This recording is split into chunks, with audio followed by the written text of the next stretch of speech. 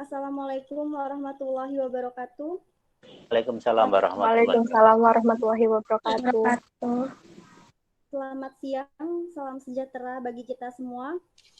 Puji syukur kami panjatkan kehadirat Allah Subhanahu wa Ta'ala karena dari ridhonya kami dapat melaksanakan program PLP 1 ini di SMA Negeri 99 Jakarta.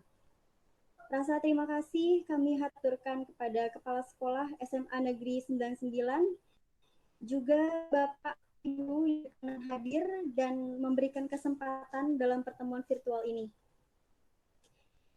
Sebelumnya, perkenalkan kami dari mahasiswi Fakultas Keguruan dan Ilmu Pendidikan Universitas Muhammadiyah Profesor Dr. Hamka. Program studi Pendidikan Bahasa Indonesia dan Sastra Indonesia. Nama saya Isna Fitra Fajriani, rekan saya Endah Febrianti dan Asmi Alawiyah. Baiklah, untuk memanfaatkan waktu wawancara ini kami mulai dengan Bismillahirrahmanirrahim. Untuk pertanyaan pertama ditunjuk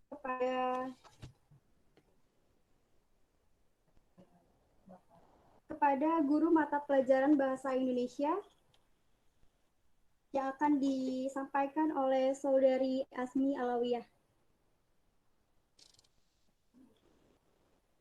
Baik, terima kasih atas kesempatannya. Kali ini saya akan mengajukan pertanyaan kepada Bapak Sarjono.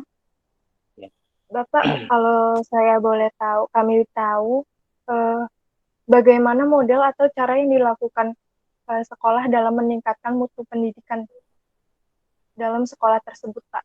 Yang Bapak tahu itu seperti apa? Oh ya.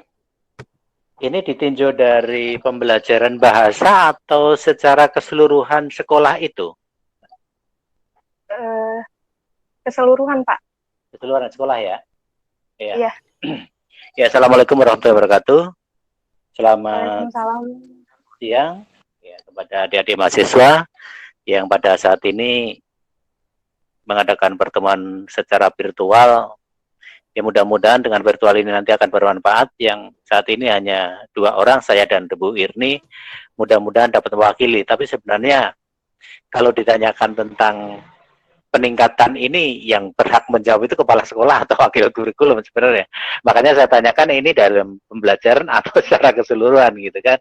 Yang saya tahu kalau secara keseluruhan di SMA 99 ada beberapa hal yang diusahakan dalam rangka memajukan khususnya pendidikan di SMA 99.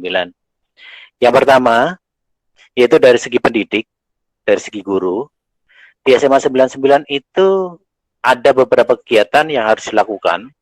Yang pertama, adanya pelatihan-pelatihan dan juga adanya suatu motivasi-motivasi yang diharapkan dengan motivasi dan pelatihan itu bisa meningkatkan mutu pendidikan di SMA Negeri 99. Karena apa? Bahwa di dalam peningkatan mutu ini tidak bisa hadir dari dalam sekolah sendiri, tapi juga harus dibangun dari luar sekolah. Yang kedua, dari segi komitenya, dijalin kerjasama yang baik antara sekolah dengan komite sekolah. Harus berjalan bersinergi bersama-sama, harus mengetahui kondisi SMA 99 seperti apa, lingkungan SMA 99 seperti apa, dan itu nanti akan dijadikan sebagai bahan masukan dari pihak komite untuk memajukan di SMA 99. Yang ketiga, dari segi tenaga kependidikan. Dari TU, tenaga pendidikan itu TU, Mbak. Di situ TU juga harus profesional, artinya mengerjakan sesuai dengan bidang yang sudah dibagikan ke masing-masing. Di SMA Negeri 99, untuk TU itu dibagi berdasarkan job masing-masing. Jadi ada kurikulum, ada sarpras, ada kesiswaan, ada humas, dan seterusnya. Itu sudah dibagi masing-masing. Dan saya yakin di SMA 99 akan berjalan dengan baik dengan adanya tugas-tugas yang diberikan itu. Yang ketiga, dengan kesiswaan. Ini sekalian saya semuanya, Mbak ya. Kesiswaan, ya. Karena untuk kemajuan sekolah itu tidak bisa dilihat dari satu sisi, tadi saya katakan. Jadi dari pihak guru, dari komite, dari luar, gitu kan. Juga dari anak-anaknya itu sendiri, komitmen anak-anak dalam melaksanakan pendidikan itu di SMA Negeri 99. Memang kalau kita lihat input yang masuk ke SMA 99 itu ya berada tidak di bawah, tapi lumayanlah di atas gitu. Dan juga terbukti dengan adanya kegiatan-kegiatan yang dilakukan, terutama tentang kesiswaan, untuk meningkatkan akademik maupun non-akademik yang diharapkan akan berimbas pada peningkatan kualitas siswa. Ternyata setiap tahun itu yang diterima di perguruan tinggi negeri itu selalu meningkat. Itu. Jadi salah satu beberapa usaha-usaha yang dilakukan mungkin dari luar itu bisa dari komite dan masyarakat, dari dalam itu dari guru itu sendiri, peningkatan kemampuan kompetensi gurunya, dan yang ketiga dari ketatausahaannya, yang keempat dari juga kesiswaannya itu sendiri. Ya, sementara itu dulu, Mbak. Baik, Pak. Saat ini kan pembelajaran lewat daring ya, Pak.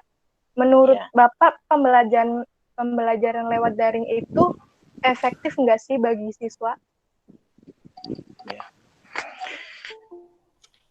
Kalau efektivitasnya memang efektif.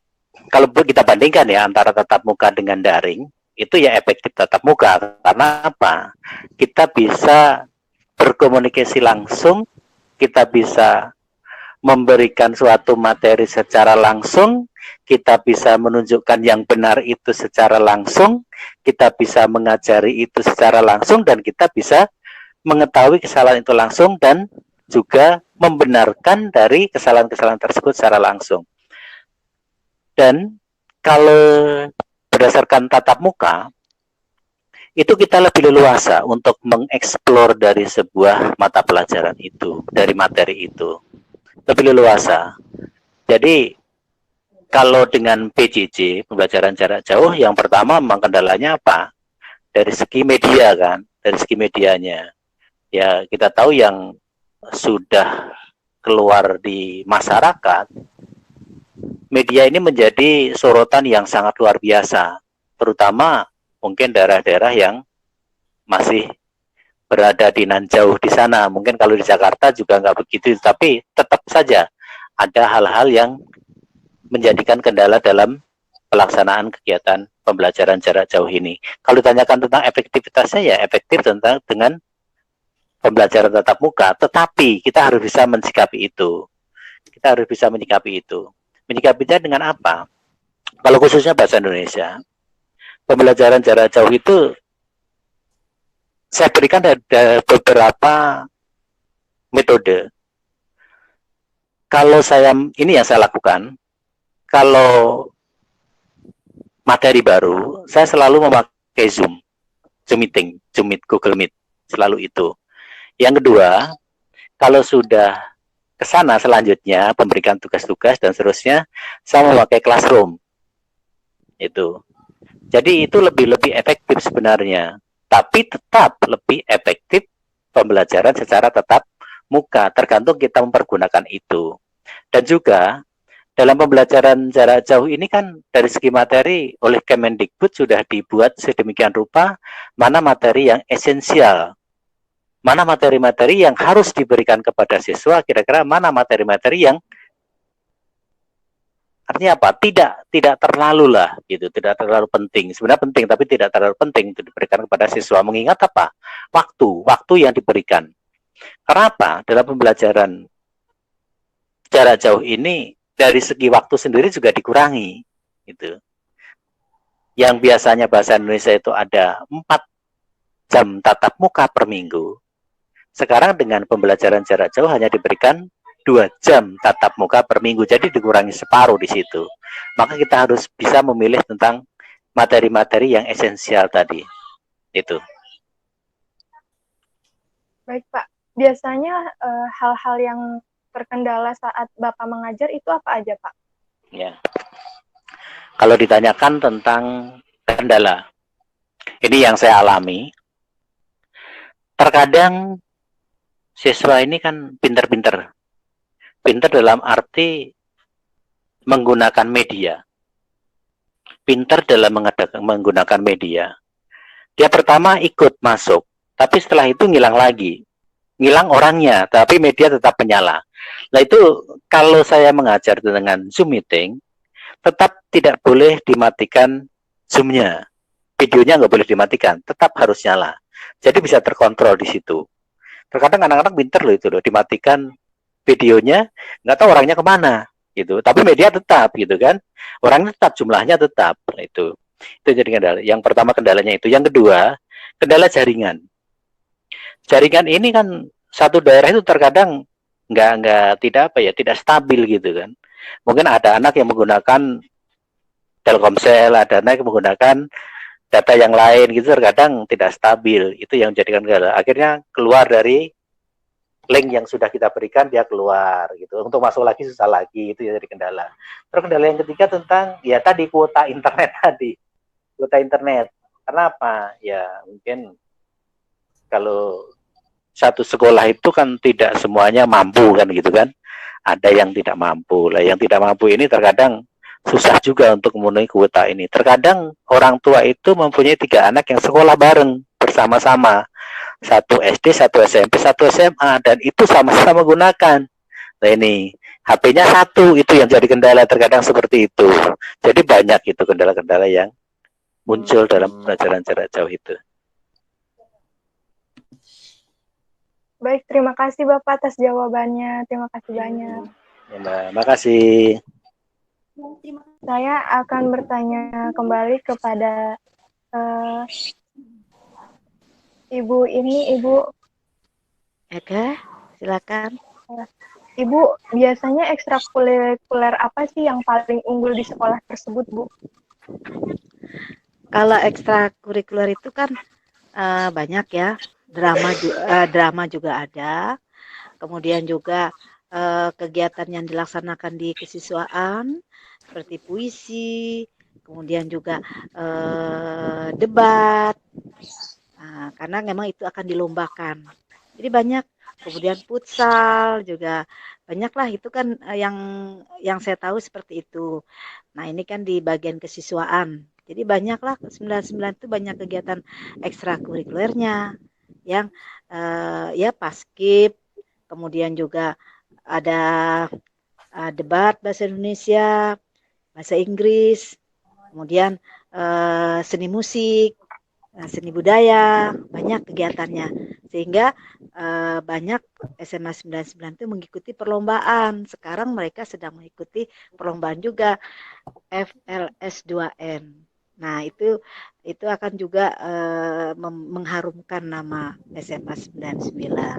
Terima kasih Ibu penjelasannya. Iya, sama-sama. Ya,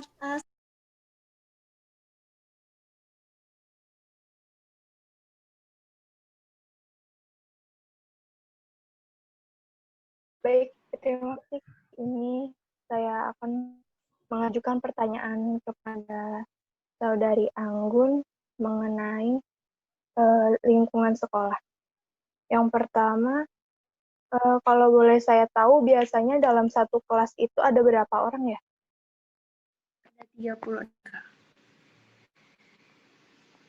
Itu kebanyakan siswa putri apa Kebanyakan putra? putri, Kak. Kalau boleh saya tahu, mata pelajaran yang paling kamu kuasai waktu di SMA apa ya?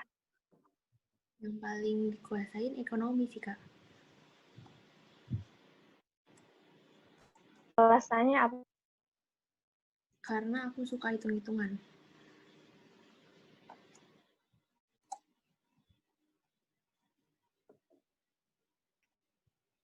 Skill apa saja yang kamu kuasai pas di luar kelas, misalnya kayak kamu ngikut ekstrakurikuler apa gitu? Aku di SMA aku ikut ekstrakurikuler bengkel seni karya. Jadi itu kayak ngelukis, terus buat karya juga. Pernah nggak kamu ikut lomba ekstrakurikuler tersebut? Pernah, Kak. Kalau boleh tahu tingkat apa? di tingkat sekolah, antar sekolah. Baik, makasih Iya, jawabannya. sama. Ya, baik. Sepertinya cukup ya. Alhamdulillah kita sudah selesai dengan wawancara ini. Kami mohon maaf apabila terdapat kesalahan dalam ucapan ataupun tindakan. Sekali lagi kami sangat-sangat berterima kasih sudah mau meluangkan waktu untuk membantu kami menjawab beberapa pertanyaan dari kami. Semoga kalian yang sedang melanjutkan studi diberi kesuksesan dan selalu dalam lindungan Allah Subhanahu wa taala. Amin. Terima kasih, Pak. Oke, saya akhiri. Wassalamualaikum warahmatullahi wabarakatuh. Waalaikumsalam warahmatullahi wabarakatuh.